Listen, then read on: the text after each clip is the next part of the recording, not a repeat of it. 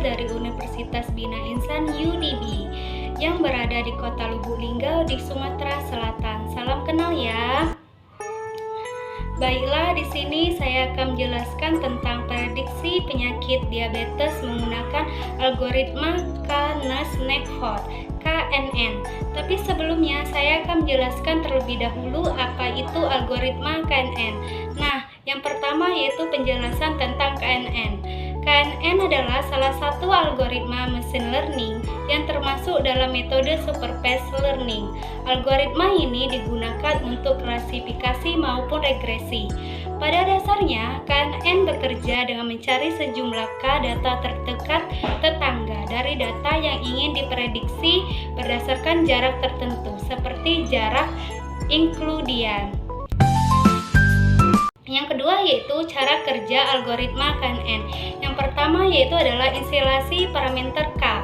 Tentukan nilai K yaitu jumlah tetangga terdekat yang akan dipertimbangkan. Yang kedua yaitu hitung jarak. Hitung jarak antara data yang akan diprediksi data uji dengan setiap data yang ada di dataset data latih. Yang ketiga yaitu identifikasi tetangga terdekat. Pilihkah data terdekat berdasarkan jarak yang sudah dihitung. Dan yang keempat yaitu plotting atau prediksi. Untuk klasifikasi, tentukan kelas berdasarkan mayoritas kelas dari K tetangga terdekat. Yang kedua yaitu untuk regresi, tentukan nilai prediksi berdasarkan rata-rata nilai dari K tetangga terdekat. Selanjutnya yaitu ketiga, kelebihan KNN yang terdapat menjadi 3 juga. Yang pertama yaitu mudah dipahami dan diimplementasikan. Yang kedua, tidak memerlukan proses pelatihan eksplisit, metode lazy learning. Dan yang ketiga yaitu dapat digunakan untuk masalah klasifikasi maupun regresi. Keempat yaitu kekurangan KNN, yaitu ada 3 juga. Yang pertama yaitu tidak efisien untuk dataset besar karena perlu menghitung jarak dengan semua data latih. Yang kedua yaitu sensitif terhadap nilai K dan distribusi data. Nah, yang ketiga yaitu rentan terhadap fitur yang tidak relevan atau perbedaan skala antar fitur. Nah, yang kelima yaitu hasil akhir. Data uji diklasifikasi ataupun diprediksi sesuai dengan hasil plotting atau rata-rata dalam algoritma KNN. Yang keenam, contoh penggunaan algoritma KNN yaitu yang terdapat menjadi 3 juga. Yang pertama adalah dalam sistem rekomendasi, yang kedua dalam pengenalan pola seperti klasifikasi gambar atau suara. Yang ketiga yaitu prediksi harga atau nilai berdasarkan data historisnya. Itulah tadi penjelasan saya tentang KNN, semoga bisa dipahami ya. Ini saya sudah punya codingan tentang prediksi penyakit diabetes menggunakan algoritma KNN pada dataset diabetes. Ini dia codingan saya ya. Dalam studi kasus ini, kita akan menggunakan dataset diabetes yang bertujuan dalam klasifikasi maupun prediksi dalam codingannya. Pada kolom pertama yaitu mengimpor library NumPy SNP. Library ini digunakan untuk operasi matematika tingkat lanjut dan manipulasi dengan array multidimensi dan fungsi matematika. Yang kedua yaitu import matplotlib pyplot asblt. Library ini digunakan untuk membuat grafik dan visualisasi data seperti grafik garis, batang, lingkaran, dan histogram. Dan yang ketiga yaitu yang terakhir import pandas SNP. Library ini digunakan untuk memproses data dalam format tabel menggunakan struktur data frame dan analisis data dalam tabel data framenya. Kolom kedua yaitu from Google Colab Info Drive. Ini adalah menghubungkan Google Colab dengan Google Drive kita ya. Kolom ketiga yaitu dataset. Dataset PD, Red CSP, Content Drive, My Drive, UTS, pengenalan pola diabetes CSP. Pada library ini adalah yang digunakan untuk membaca file dalam format CSV dan mengubahnya menjadi objek data Prama seperti ini. File diabetes CSV yang berada di lokasi MyDrive diimpor ke Python dan disimpan dalam variabel dataset. Dalam mengimpor data agar dapat digunakan untuk analisis atau pemrosesan lebih lanjut, dan digunakan untuk menampilkan 5 baris pertama dari data Prama. Tujuannya untuk memeriksa isi dalam dataset. Ini adalah isi dalam dataset diabetes ini ya. Selanjutnya yaitu kolom keempat, yaitu X dataset drop, luaran aksis 1, Y dataset luaran.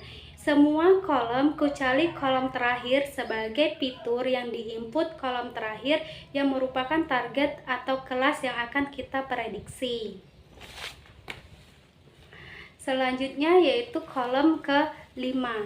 Kolom ini yaitu From Scalar Model Selector Import Trend Test Split.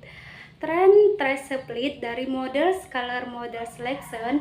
Fungsi ini digunakan untuk membagi dataset. Trend Test Split digunakan untuk melatih model dan Test Split digunakan untuk menguji model. Library Sklearn adalah library populer untuk machine learning. X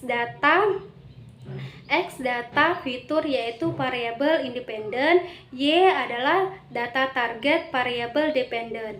Proporsi data yang dilokasikan untuk test split dari tabel data yang digunakan untuk training set. Kolom ke-6 yaitu From Scalar Preprocessing Import Standard Scalar.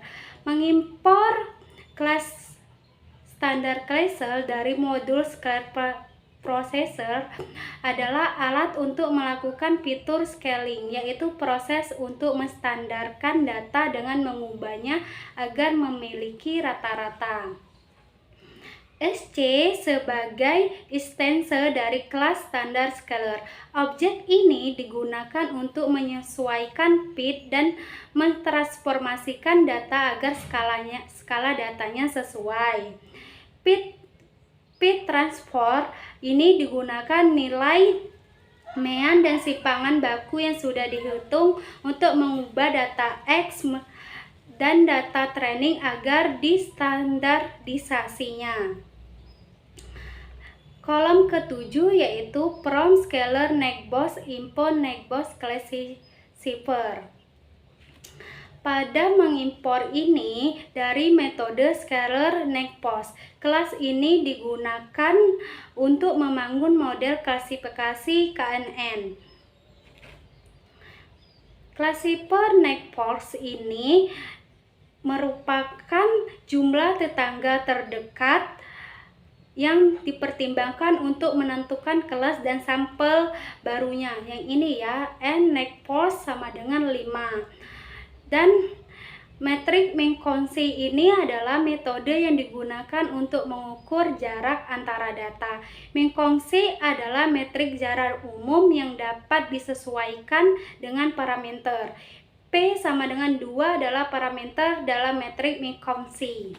Selanjutnya yaitu kolom YPRED Classifier Prediction X-Text. Ini yaitu dalam classifier prediction-nya. Selanjutnya yaitu kolom ke-9 From Scalar Matrix Import Computation Matrix. Ini adalah modul Scalar Matrix. Fungsi ini digunakan untuk mengaplikasi kinerja model klasifikasi dengan membandingkan prediksi model terhadap data sebenarnya.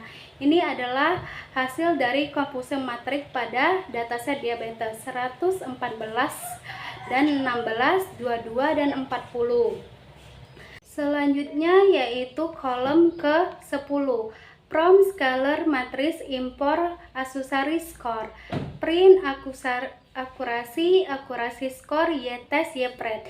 Ini adalah akurasi pada dataset diabetes saya menggunakan algoritma KNN, yaitu 0,80. Akurasi skor dari model scalar matrix fungsi ini digunakan untuk menghitung akurasi model klasifikasi, yaitu seberapa banyak prediksi yang benar dibandingkan dengan jumlah total prediksinya. Selanjutnya yaitu kolom ke-11. Kolom ke-11 ini yaitu from scalar matrix import klasifikasi report. Ini menunjukkan hasil klasifikasi report yang berupa akurasi tetap 0,80 ya. Klasifikasi report dari model scalar matrix fungsi ini digunakan untuk menghasilkan klasifikasi report, digunakan dalam memberikan evaluasi yang lebih mendalam tentang performa model klasifikasi dengan menampilkan metrik yang lebih komprehensif daripada hanya akurasinya saja. Seperti ini ya hasil klasifikasi reportnya. Selanjutnya yaitu kolom ke-12. Kolom ke-12 ini yaitu from scalar matrix import computer matrix display. Ini menunjukkan true table seperti gambar codingan saya ini ya.